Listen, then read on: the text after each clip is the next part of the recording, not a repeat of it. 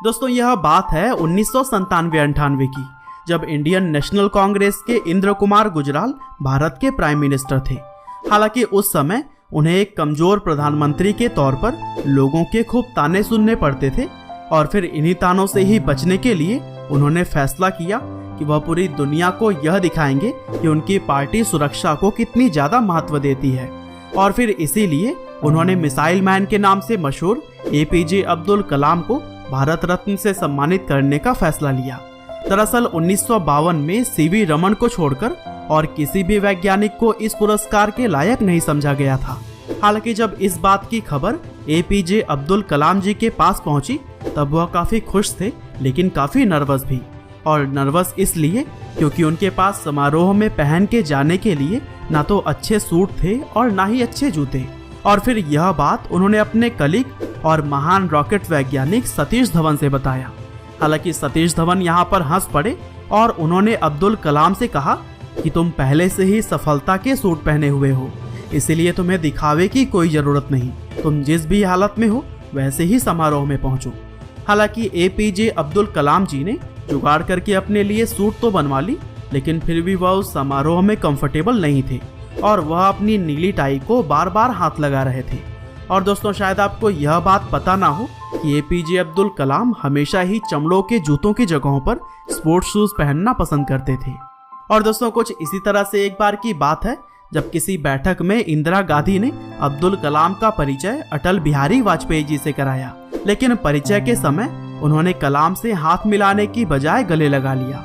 हालांकि यह देखते हुए इंदिरा गांधी शरारती ढंग से मुस्कुराईं और वाजपेयी की चुटकी लेते हुए कहा कि अटल जी, लेकिन कलाम तो मुसलमान है। और फिर अटल बिहारी जी ने भी इस बात का जवाब यह कहकर दिया कि अब्दुल कलाम ना हिंदू और ना मुसलमान है, वह तो एक भारतीय और वैज्ञानिक महान है।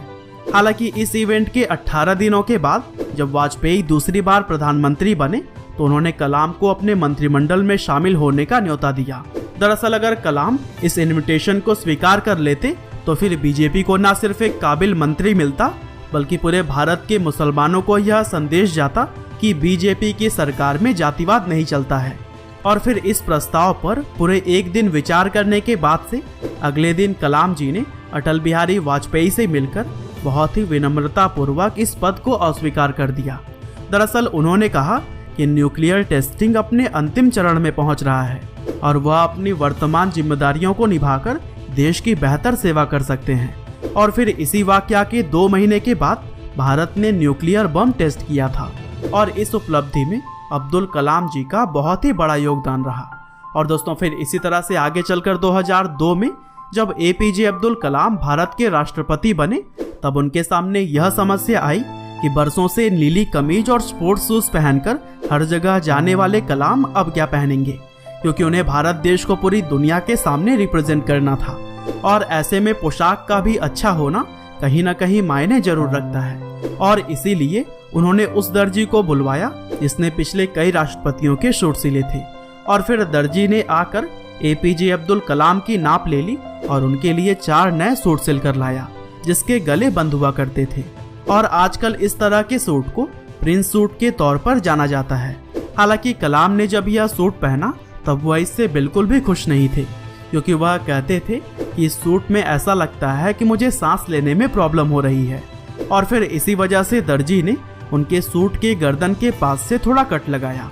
और दोस्तों बंद गले के सूट की तरह ही टाई से भी उनका दम घुटता था और इसी वजह से अक्सर उन्हें अपने टाई से अपने चश्मे को साफ करते हुए देखा जा सकता है, क्योंकि उनका मानना था कि टाई पूरी तरह से उद्देश्यहीन वस्त्र है और ऐसे में इसका अगर कुछ अच्छा इस्तेमाल किया जाए तो फिर बुराई क्या है।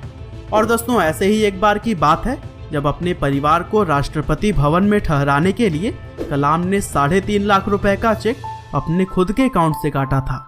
वैसे तो आजकल के कई सारे नेता लोगों को भ्रष्ट माना जाता है, क्योंकि वह जनता के लिए कम काम बल्कि अपने पॉकेट भरने के लिए ज्यादा करते हैं और अगर उन्हें कहीं से भी थोड़ा भी मौका मिल जाए तो वह लोगों को लूटने में लग जाते हैं। हालांकि डॉक्टर कलाम जैसे राष्ट्रपति शायद ही हमें दोबारा मिले, क्योंकि एक बार की बात है APJ अब्दुल कलाम जी ने अपने परिवार के करीब 52 लोगों को दिल्ली आमंत्रित किया और वे सभी लोग कुल 8 दिन राष्ट्रपति भवन में रुके।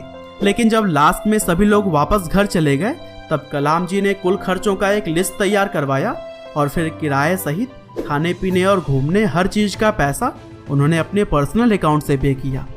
यहाँ तक कि उनके भाई का पोता गुलाम मोइनुद्दीन उस समय कलाम के राष्ट्रपति होने के बावजूद भी मुनीरिका में एक किराए के कमरे में रहता था। और दोस्तों, दिसंबर 2005 में उनके बड़े भाई जब अपनी बेटी नजीमा और पोता गुलाम के साथ हज यात्रा के लिए मक्का गए तब सऊदी अरब में भारत के राजदूत को इसके बारे में पता चल गया और फिर उन्होंने राष्ट्रपति को फोन करके परिवार को हर तरह की मदद देने की पेशकश की। हालांकि कलाम का सिर्फ यही जवाब था कि मेरा आपसे अनुरोध है कि मेरे 90 साल के भाई को बिना किसी सरकारी व्यवस्था के एक आम तीर्थयात्री की तरह हज करने दें। और दोस्तों, सिंप्लिसिटी का इससे बड़ा उदाहरण क्या हो सकता है। इसके अलावा देश प्रेम के साथ साथ डॉक्टर कलाम को पशु और पंछियों से भी बहुत प्यार था और इसी से ही जुड़ी हुई एक समय की बात है कि ठंडक के दौरान अब्दुल कलाम जी राष्ट्रपति भवन के मुगल गार्डन में टहल रहे थे और तभी उन्होंने देखा कि एक सुंदर मोर को अपना मुंह खोलने में दिक्कत हो रही है। और फिर यह देखकर कलाम जी ने तुरंत ही पशुओं के डॉक्टर सुधीर कुमार को बुलाया और फिर मोर की जांच करने की कहा। और फिर जांच करने पर पता चला कि मोर के मुंह में ट्यूमर है, जिसकी वजह से वह ना तो अपना मुंह खोल पा रहा है और ना ही बंद कर पा रहा है। हालांकि तुरंत ही आदेश के बाद से उस मोर की सर्जरी की गई और फिर उसका ट्यूमर निकालने के बाद जब वह पूरी तरह से ठीक हो गया तब दोबारा उसे मुगल गार्डन में ही लाकर छोड़ दिया गया। इसके अलावा टहलते समय ही कलाम जी ने यह देखा कि सुरक्षा गार्ड के कैबिन में हीटिंग की कोई भी व्यवस्था नहीं थी और कड़ाके की ठंड में वहां पर मौजूद गार्ड्स कांप रहे थे। और फिर उन्होंने तुरंत ही संबंधित अधिकारियों को बुलाया और उनसे गार्ड के कैबिन में जाड़े के दौरान हीटर और गर्मी के दौरान पंखा लगवाने की व्यवस्था करवाई। और दोस्तों, एक बिजी प्रेसिडेंट होने के बावजूद भी अब्दुल कलाम अपने लिए भी कुछ समय जरूर निकालते थे और अपने निकाले हुए समय में उन्हें रुद्रवीणा बजाते हुए भी देखा जा सकता है। इसके अलावा डॉक्टर कलाम एक धार्मिक मुसलमान भी थे जो कि हर दिन सुबह की नमाज जरूर ही पढ़ा करते थे। साथ ही उन्हें कुरान और गीता पढ़ते हुए भी अक्सर देखा जा सकता था। और दोस्तों, कलाम साहब पूरी तरह से ही शाकाहारी थे और इन सभी बातों से आपको यह अंदाजा तो लग ही गया होगा कि हमारे missile man doctor APJ Abdul Kalam ji किस तरह के इंसान थे। बाकी अगर आपको यह वीडियो पसंद आई हो तो इसे शेयर करना बिल्कुल भी ना भूलिएगा और इसी तरह के इंटरेस्टिंग वीडियोस को लगातार देखने के लिए कृपया हिंदी को सब्सक्राइब करें, साथ ही बेल आइकन को भी दबाना ना भूलिएगा। आपका बहुमूल्य समय देने के लिए बहुत बहुत धन्यवाद।